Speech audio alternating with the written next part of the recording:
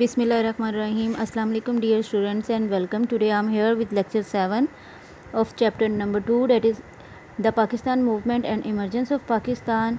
अभी तक हमने डिफरेंट मूवमेंट्स ऑफ पाकिस्तान के बारे में पढ़ा and then emergence of Pakistan कि पाकिस्तान का क़याम इस्टेब्लिशमेंट पाकिस्तान की कैसे हुई. So today we will discuss about role of Quaid Azam in making of Pakistan with reference to his political and constitutional efforts कि जब पाकिस्तान बन गया तो कायद आज़म ने पाकिस्तान बनाने के लिए उन्होंने सियासी और कॉन्स्टिट्यूशनल कहते हैं लॉ को, कानून को और पाकिस्तान के आइन के लिए किस तरह की खिदमत सर अंजाम दी. So let's start from book page number 29. So firstly students, you will mention introduction paragraph and these headings will add in your introductory paragraph: early age of Qaid Azam or birth of Qaid Azam, early education, his political life, joining of Congress, ambassador of Hindu Muslim unity. So he was born on 25th December 1876 in Karachi. He began to take part in politics during his stay in England. He joined the Congress at first. At that time he was a staunch means stronger supporter of Hindu Muslim unity. He was also called the ambassador of Hindu Muslim unity. उन्होंने Hindu Muslim unity करवाने की वजह से उनको ambassador का भी title मिला. So first heading अब हम देखेंगे सर्विसेज रेंडर्ड बाय कायद आज़म. कायद आज़म ने कौन सी खिदमत अंजाम दी पाकिस्तान बनाने के लिए.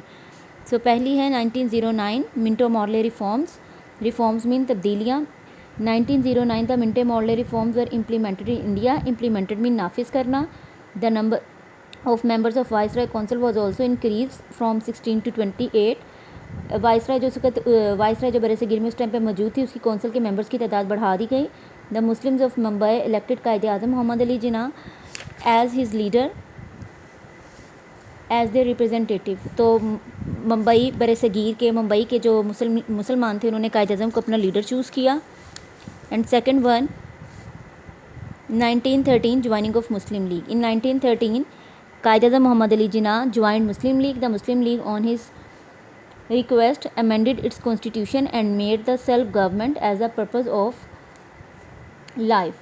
तो जो मुस्लिम लीग है, मुस्लिम लीग ने कायद आज़म के कहने पर अपनी जो कॉन्स्टिट्यूशन थी उसमें चेंजिंग्स की और साथ ही साथ मुस्लिम लीग ने चेंजिंग्स भी की और कायद आज़म जिस तरह से कहते रहे वो उनको उस बात को फॉलो भी करते रहे.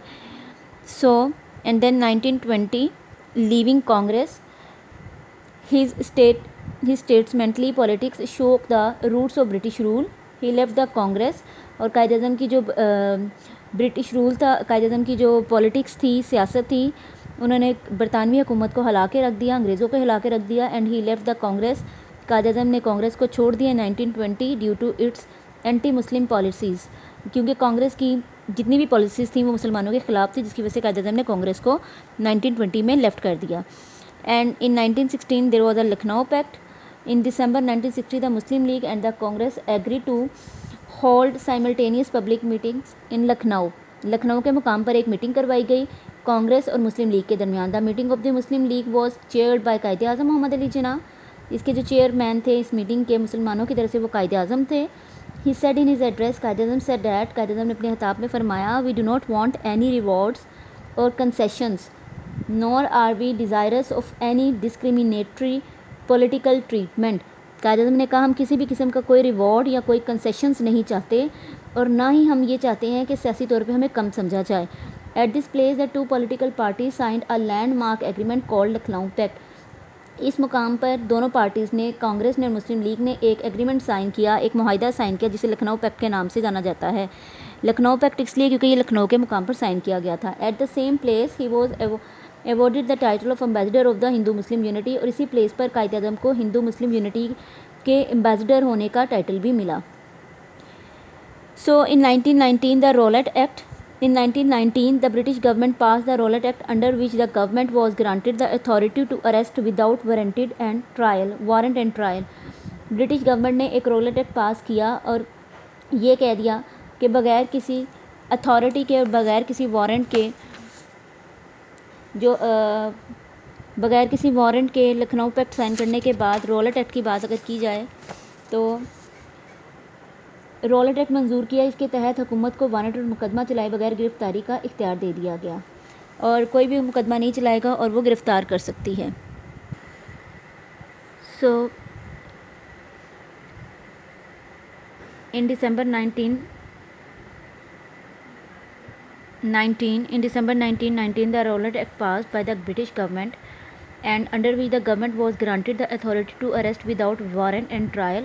برٹش حکومت نے برطانوی حکومت نے ایک رولٹ ایکٹ کے نام سے قانون پاس کیا اور اس کے مطابق کسی کو بھی بغیر کسی بتائے گرفتار کیا جا سکتا ہے. Under this law any accused مین مجرم could be tried in camera without judicial review.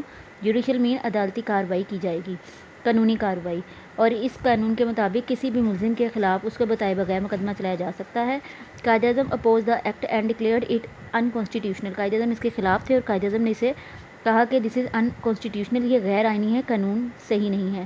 He resign from the viceroy council in protest, اور انہوں نے قائد اعظم نے وائسرائے کونسل سے ریزائن کر دیا. On this occasion he said I feel the government that passes or sanction such law in terms of peace forfeits its claim to be called a civilized government.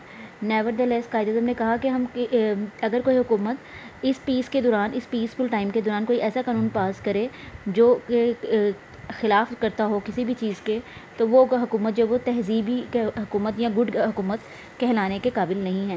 Nevertheless, I hope that Secretary of State for India will persuade the British government to reject this black law. اور ہم یہ بھی کہتے ہیں کہ کوئی بھی حکومت، ہم یہ بھی کہیں گے کہ بلکہ کوئی دوسری حکومت بھی اس کو مسترد کر دے، انڈیا کی جو حکومت ہے وہ بھی اسے مسترد کر دے. And now we will discuss about 14 points of 1929. Quaid Azam نے اپنے 14 نکات پیش کیے 1929 میں. And after that he also explained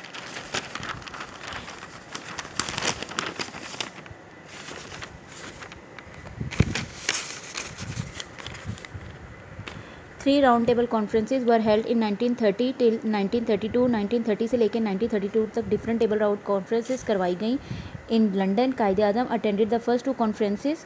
these conferences ended without any result. اور یہ کانفرنسز تھی، اس کا کوئی نتیجہ نہیں نکلا اور یہ ختم ہو گئیں.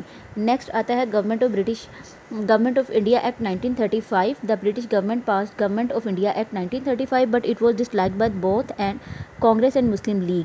اس قانون کو کانگریس اور مسلم لیگ دونوں نے ریجیکٹ کر دیا، قبول نہ کیا. But its provincial part was accepted in Quaid Azam resolution. لیکن اس ایکٹ کا 1935 انڈین ایکٹ کا جو پہلا پروونشیل صوبوں کے اعتبار سے جو بات کی گئی تھی وہ قائد اعظم کے ریزولوشن میں قبول کر لی گئی. And then we discuss about participation in general election 1936 and 1937. Quaid Azam نے in 1934 Quaid Azam Muhammad Ali Jinnah returned home from England on the request of Allama Iqbal and other prominent Muslim League leaders. Quaid Azam جو انگلینڈ سے واپس آ گئے 1934 میں اینڈ علامہ اقبال اور دوسرے لیڈرز کے کہنے پر. He was given the presidentship of the مسلم لیگ. اس طرح سے قائد اعظم کو مسلم لیگ کا پریزیڈنٹ بنا دیا گیا. He gather the Muslim under its flag by working day and night.